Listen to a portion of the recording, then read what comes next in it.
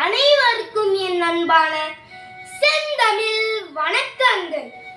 தமிழர் திருவிழாக்களின் மங்கள அடையாளமான வாழை மரம் மற்றும் மாவிலை தோரணம் கட்டுதல் குறித்து பேச நான் வந்துள்ளேன். தமிழர்களின் எந்த ஒரு சுப நிகழ்ச்சியாக இருந்தாலும் வீட்டின் வாசலில் குலை தள்ளிய வாழை மரத்தையும் மாவிலை தோரணத்தையும் கட்டுவது தொன்று தொட்டு வரும் வழக்கம்.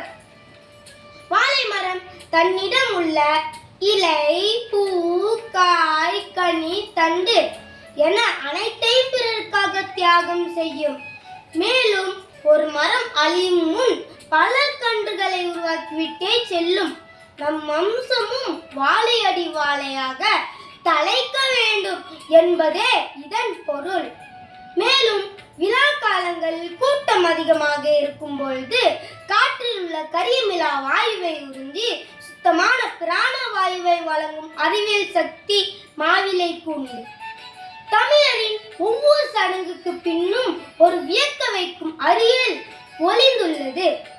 வாழை மரத்தை போல நாமும் நம் சார்ந்தவர்களை பயன்படும்படி வாழ வேண்டும்.